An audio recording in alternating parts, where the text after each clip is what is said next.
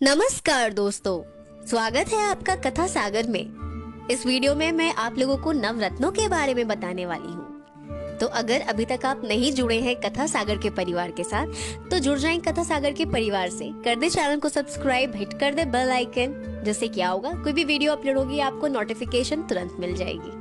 और आज की जेमस्टोन्स वीडियो सीरीज यानी कि रत्नों की वीडियो श्रृंखला एपिसोड 2 को शुरू करने से पहले मैं एपिसोड 1 में पूछे गए प्रश्न को एक बार दोहराऊंगी, जिसका उत्तर मुझे बिट्टू जी ने दिया है।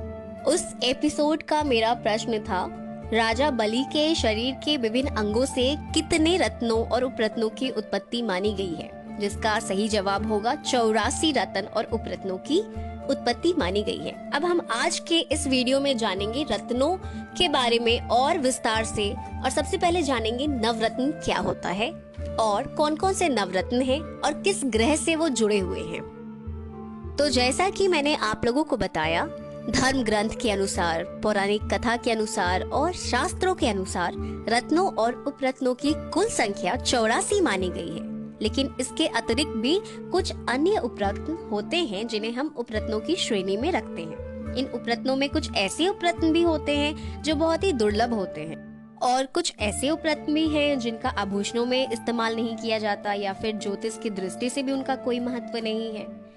लेकिन जितने भी रत्न और उपरत्न हैं, उन सभी रत्नों में मात्र 9 ही रत्न ऐसे हैं जिन्हें नवरत्न की संज्ञा दी गई है, और वे नवरत्न है माणिक, मोती, मूंगा, पन्ना, पुखराज, हीरा, नीलम, गोमेद और लहसुनिया। नवरत्न एक संस्कृत यौगिक शब्द है जो 2 शब्दों से मिलकर बना है, नव और रत्न, जिसका अर्थ होता है 9 रत्न।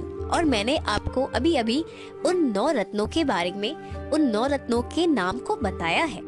नवरत्न ही समस्त सौर मंडल यानी कि पूरे सोलर सिस्टम के प्रतिनिधि माने जाते हैं। और मैंने आपको एपिसोड 1 में भी बताया है कैसे शंकर जी इन 9 ग्रहों को इन 9 रत्नों के साथ प्रतिष्ठित किए थे। और प्रत्येक रत्न एक ग्रह विशेष और रंग का प्रतिनिधित्व करता है। तो अब आपके दिमाग में ये सारी बातें घूम रही होंगी जो मैंने पहले एपिसोड में भी बताया और मैं आज भी बता रही हूँ कि ये ग्रहों से संबंधित होते हैं और ज्योतिष के सलाह के अनुसार लोग रत्नों को धारण भी करते हैं। तो आपके दिमाग में ये बात आ रही होगी कि आखिर ये काम कैसे करता है, ये रत्न कैसे काम करता है और कैसे ये जुड़ा रहता है ग्रहों से। तो मैं आपको बता दूं, हिंदू ज्योतिष के अनुसार पृथ्वी पर जीवन 9 ग्रहों से प्रभावित है। मेरी जीवन हो, आपकी जीवन हो, किसी की भी जीवन हो, 9 ग्रहों से प्रभावित होती है। और प्रत्येक ग्रह यानी कि जो प्लैनेट्स हैं सोलर सिस्टम में, उनको हम ग्रह बोलते हैं। और ये प्रत्येक ग्रह एक व्यक्ति के जीवन को उसकी कुंडली के स्थान अनुसार विशिष्ट रूप से प्रभावित करती है। ये प्रभाव अच्छा भी हो सकता है, ये प्रभाव बुरा भी हो सकता है। और इन्हीं बुरे प्रभावों को सही करने के लिए ज्योतिष आपको रत्न धारण करने का सलाह देते हैं, बताते हैं कि कौन सा रत्न कब धारण करना है, कैसे धारण करना है। क्योंकि हर एक ग्रह जो है, जो सौर मंडल में जितने ग्रह हैं, वो हर एक रत्न से संबंधित हैं, जो बदले में उस विशेष ग्रह से जुड़े ब्रह्मांडीय किरणों की शक्ति का उपयोग करने की क्षमता रखता है। और इस तरह से उस व्यक्ति पे जो बुरे प्रभाव पड़ रहे थे उस विशेष ग्रह के कारण, वो धीरे धीरे सही होने लगती हैं, अच्छी होने लगती हैं। तो बात हुई कि जो नवरत्न होते हैं या जो हम उपरत्न पहनते हैं वो काम कैसे करता है। अब मैं आपको बता दूं कि कभी भी नवरत्न या उपरत्न अपने से नहीं पहनना चाहिए, ज्योतिष परामर्श के बाद ही पहने। क्योंकि अगर आप अपने से पहनेंगे तो आपको ये पता नहीं होगा कि कौन सा ग्रह जो है वो आपके ऊपर कैसा प्रभाव कर रहा है। तो इससे आपको नकारात्मक भी फल मिल सकते हैं और सकारात्मक भी फल मिल सकते हैं। इसीलिए कभी भी ऐसी गलती नहीं करें, ये बात हमेशा ध्यान में रखना है। जब भी आपको कोई रत्न धारण करना हो तो आप ज्योतिष से परामर्श लेकर ही करें। और ज्योतिष आपको आपके कुंडली के अनुसार, जो कुंडली में ग्रहों की दशा है उसके अनुसार कौन सा ग्रह आपके जीवन को प्रभावित कर रहा है, ये सारी बातें देखकर ही को नवरत्नों में से कोई एक रत्न की सलाह देंगे जो उस विशेष ग्रह से जुड़ी हुई है। लेकिन नवरत्न जो होते हैं वो बहुत ही ज्यादा कीमती होते हैं। तो ऐसे में हम क्या करते हैं, ज्योतिष क्या करते हैं, वो उससे जुड़े उपरत्न की भी सलाह देते हैं। इसीलिए नवरत्नों के साथ साथ उपरत्नों को भी जानना बहुत जरूरी है। ये तो बात हुई कि नवरत्न की श्रेणी में कौन कौन से रत्न आते हैं और ये नवरत्न कैसे काम करते हैं। अब मैं आपको ये भी बता दूं कि इन नवरत्नों में से कुछ ऐसे रत्न हैं जिनको विशेष स्थान प्राप्त हुआ है और इसकी वजह से हम उनको महारत्न कहते हैं। इन महारत्नों में बस 5 रत्न आते हैं और ध्यान से सुनिएगा इन 5 रत्नों का नाम और फिर कमेंट सेक्शन में आप मुझे टाइप करके बताइएगा। तो 5 महारत्नों के नाम है मोती, माणिक, नीलम, हीरा और पन्ना। जल्दी से फटाफट इन 5 महारत्नों के नाम आप कमेंट सेक्शन में टाइप कर दीजिए। इन 5 रत्नों के अलावा हमारे पास बचते हैं 4 रत्न और वो हैं मूंगा, पुखराज, गोमेद और लहसुनिया। तो ये केवल रत्न माने गए हैं, इनको हम महारत्न नहीं मानते हैं। जिसमें से मैंने आपको कल बताया था कि जैविक रत्न क्या होते हैं, और अगर आपको ध्यान में है तो मुझे आप कमेंट सेक्शन में फटाफट बता दीजिए कि मूंगा, मोती, पुखराज, गोमेद और लहसुनिया में कौन से 2 रत्न जो हैं वो जैविक रत्न हैं। हम लोग नवरत्नों के बारे में जानेंगे कि कौन से रत्न कौन से ग्रह से संबंधित है। सबसे पहले बात करेंगे हीरे की, यानी कि डायमंड। ये बहुत ही ज्यादा हार्ड होता है, एक्सपेंसिव होता है और बहुत सारे कलर्स में अवेलेबल है। ज्योतिष की दृष्टि से ये शुक्र ग्रह यानी कि वेनस प्लैनेट का प्रतिनिधि रत्न माना गया है। दूसरे रत्न पन्ना यानी कि एमरल्ड के बारे में बात करेंगे। यह हरा रंग का होता है या फिर सफेद मिश्रित हरे रंग का होता है। ये पारदर्शी या अपारदर्शी दोनों ही प्रकार का होता है, यानी कि ट्रांसपेरेंट या ओपेक। ये बुध ग्रह का प्रतिनिधि रत्न माना गया है, यानी कि सिस्टम में जो सबसे छोटा प्लैनेट है और जो सन से एकदम क्लोजेस्ट है, यानी कि मर्क्यूरी प्लैनेट। बात करेंगे तीसरे नवरत्न का जो महारत्नों में से एक है, और इस नवरत्न का नाम है नीलम, ब्लू सफायर। ये मोर की गर्दन आपने देखा है, बिल्कुल उस कलर का होता है, एकदम गहरे नीले रंग का होता है। फिर पारदर्शी हल्के नीले रंग का होता है। गहरे नीले रंग के नीलम को बैंकॉक का नीलम कहते हैं और जो हल्के रंग के नीलम होते हैं वो सिलोनी नीलम कहते हैं। और ये शनि ग्रह का प्रतिनिधि रत्न होता है, शनि ग्रह यानी कि सैटर्न प्लैनेट।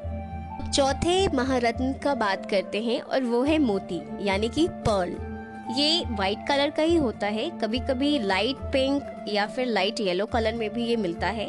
ज्योतिषी दृष्टि से इसे हम चंद्रमा का रत्न मानते हैं, यानी कि पर्ल मून का जेमस्टोन है। अब जो आखिरी महारत्न है वो है माणिक, जिसको रूबी कहते हैं। ये मैजेंटा कलर का होता है या कह सकते हैं रेडिश पर्पल कलर का होता है और इसे सूर्य का प्रतिनिधि रत्न माना जाता है, यानी कि सन का जो सन से कंसर्न जो जेमस्टोन है वो है माणिक।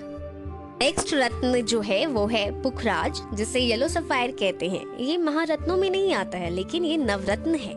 ये येलो कलर का होता है या फिर ट्रांसपेरेंट येलो होता है, जैसा कि आप देख रहे हैं। ज्योतिष की दृष्टि से इसे बृहस्पति का प्रतिनिधि रत्न माना जाता है, यानी कि सोलर सिस्टम का जो सबसे लार्जेस्ट प्लैनेट है ना, जी हाँ, बृहस्पति यानी कि जुपिटर प्लैनेट। तो ये जुपिटर का जेमस्टोन है। नेक्स्ट जेमस्टोन है मूंगा यानी कि कोरल, और कोरल से आप समझ गए होंगे ये ऑर्गेनिक जेमस्टोन है क्योंकि ये ओशन से मिलता है। ये रत्न लाल, सिंदूरी तथा सफेद रंगों में भी होता है। इसे मंगल ग्रह का प्रतिनिधि रत्न माना गया है, मंगल ग्रह यानी कि मार्स प्लैनेट। नेक्स्ट नवरत्न है लहसुनिया यानी कि कैट्स आई। इसका रंग कुछ कालापन लिए होता है या फिर पीला भी होता है, हरे रंगों में भी मिलता है और इसमें बिल्ली की आंख के समान धारी होती है और इसी की वजह से इसे कैट्स आई भी कहते हैं। ये केतु ग्रह का प्रतिनिधि रत्न कहा गया है। केतु को हम शैडो प्लैनेट या फिर south node of the moon भी कहते हैं।